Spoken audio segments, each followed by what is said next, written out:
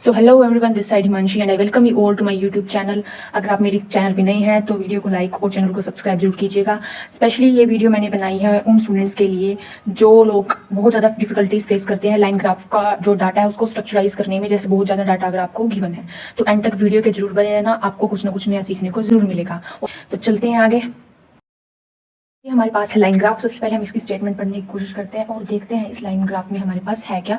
तो line graph पढ़ते हैं हम। Free time activities of the elderly in the USA between 1980 to 2010। 2010 तक, 1980 से लेकर 2010 तक हमारे पास जो है फ्री टाइम एक्टिविटीज का डाटा जो है दिया हुआ है। ये जो इधर है ये हमारे पास परसेंटेज है, क्योंकि एल्डरली की ये 10% एल्डरली ये करते थे, 20% ये करते थे, 30 ये, और ये हमारे हमें जो दी हुई है साइड में ये है हमारे पास एक्टिविटीज की लिस्ट। मतलब जो रेड वाली लाइन है ये वाली लाइन ये हमें शो कर रही है किसका डाटा, वॉचिंग टीवी कि 60% हमारे पास। जैसे हम देख लेते हैं एल्डरली क्या करते थे, वो टीवी देखते थे 1980 में, फिर ये डाटा इंक्रीज हुआ और फिर ये डिक्रीज हुआ। मतलब यहाँ पे बहुत ज्यादा इंक्रीमेंट नहीं हुआ, स्लाइट इंक्रीमेंट जो है देखने को मिला है। नेक्स्ट है फिर हाइकिंग। ब्लू वाली लाइन जो आप देख सकते हो अपनी स्क्रीन पे, ब्लू वाली लाइन ये जो बिल्कुल स्ट्रेट, मतलब एक बहुत शार्प इंक्रीमेंट हुआ था किसमें, एल्डरली की परसेंटेज में जिन्होंने हाइकिंग को प्रेफर किया था फ्री टाइम में। दैट इज 20% से ये सीधा 90 से भी अबव गया था, 95। नेक्स्ट हम चलते हैं बात ये वाली जो रेड डॉट्स वाली दिख रहा है आपको, थिएटर।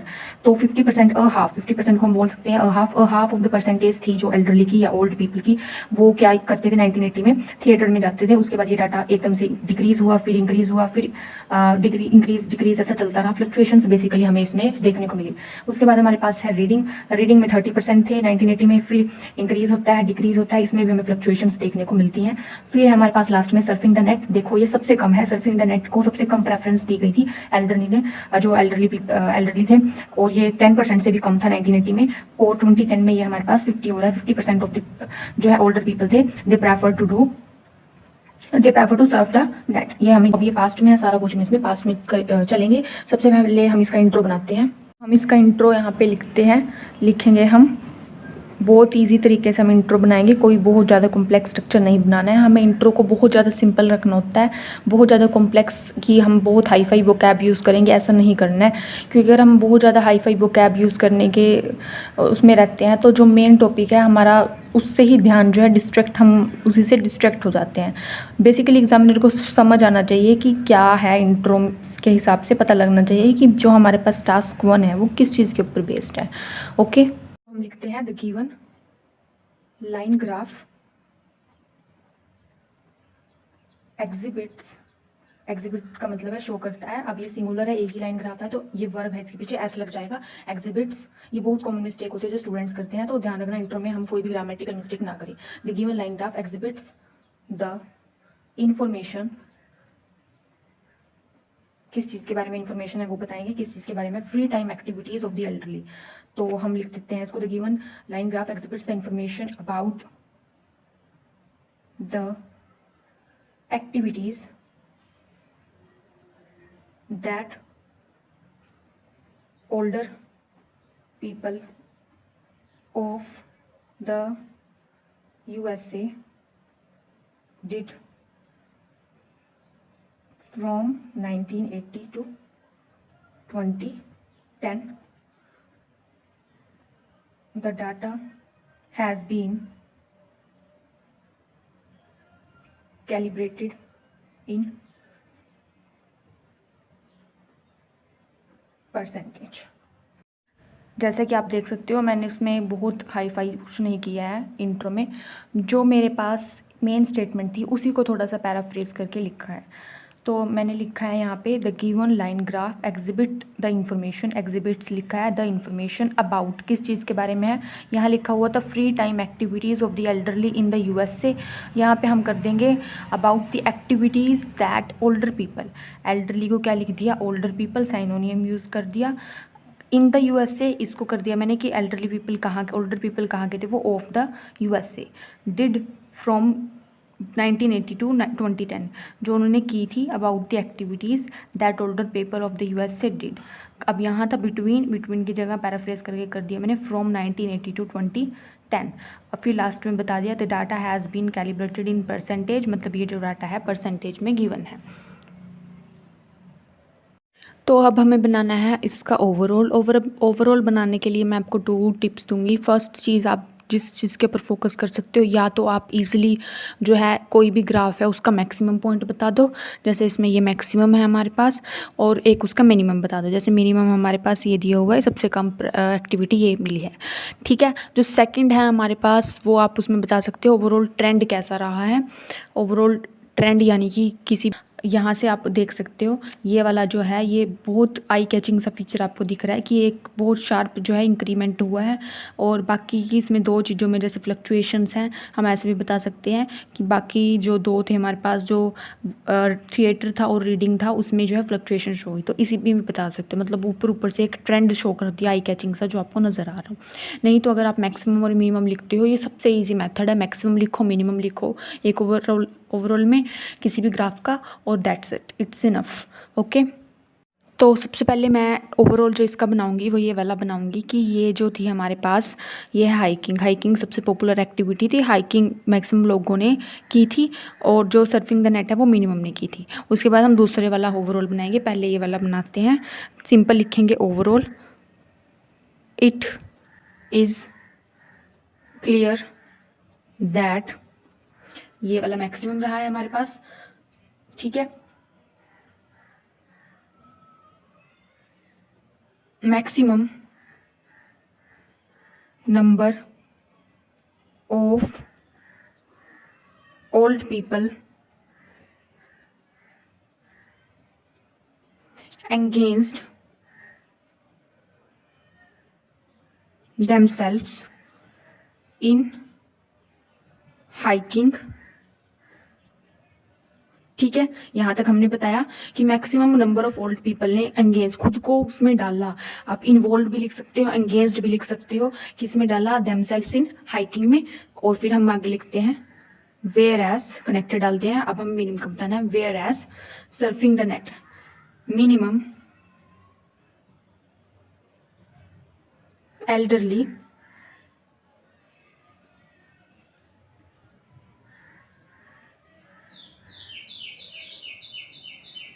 प्रेफर्ड, किसको प्रेफर किया था हमें,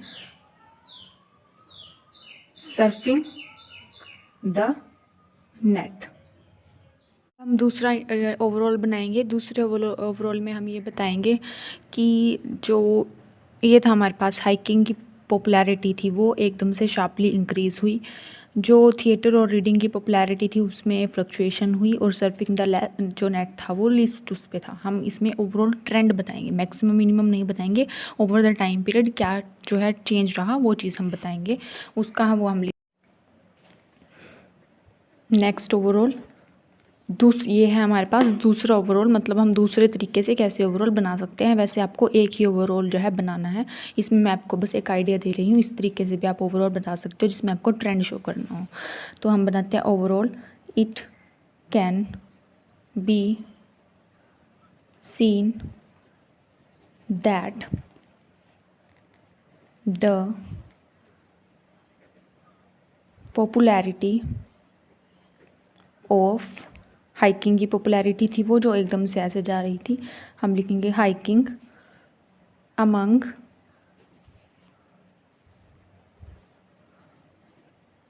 ओल्डर पीपल या persons increased sharply and the popularity of, वो जो दूसरी थी रीडिंग और थिएटर की, रीडिंग एंड थिएटर experienced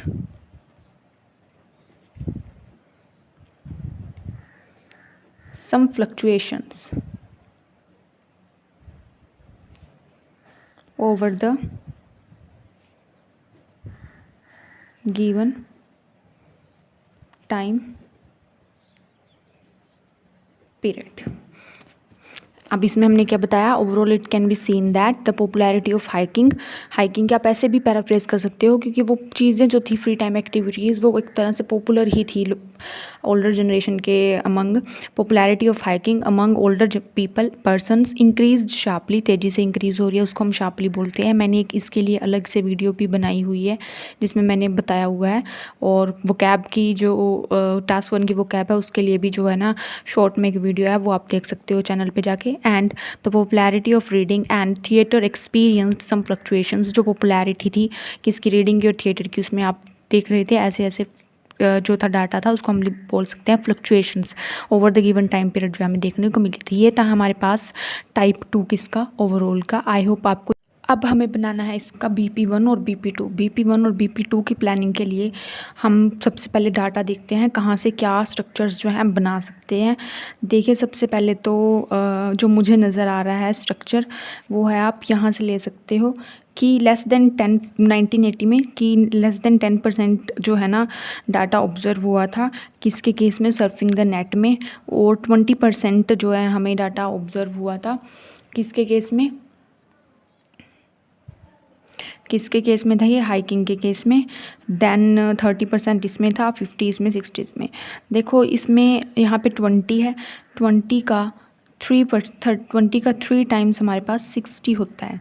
तो हम यहाँ से जो है ना स्ट्रक्चर बनाएंगे 3 टाइम्स वाला। ये मैंने इसके लिए फुल वीडियो एक बनाई हुई है, मे बी शायद 10 मिनट्स की वीडियो है कि 2 टाइम्स 3 टाइम्स वाला स्ट्रक्चर हम कैसे बना सकते हैं। तो यहाँ से आप इसको नोट डाउन कर लो कि यहाँ से मैं बनाऊँगी 3 टाइम्स वाला स्ट्रक्चर, लिख देते हैं थोड़ा सा। 3 टाइम्स वाला स्ट्रक्चर यहाँ से जो है बनेगा। उसके बाद यहाँ पे 50% देखो, ऑलमोस्ट 50% को हम हाफ भी बोल देते हैं, तो हम इसको लिख देंगे हाफ ऑफ परसेंटेज थी वो किस में इन्वॉल्व हो रही थी हमारे पास, ये थे थिएटर में। आगे चलते हैं हम ऐसे ही। बचा इसमें से ये वाला और ये वाला, इसको हम एज इट इज़ बता देंगे और इसको हम बता देंगे कि बहुत कम था। फिर आगे चलते हैं हम, फिर हम इसमें ये वाला लाइन तो हमने अब ओवरऑल में बता दिया कि शार्प इंक्रीमेंट हुआ है, तो इसको हम डाटा को स्ट्रक्चर को अभी नहीं छेड़ेंगे, हम इसको छेड़ देखते हैं।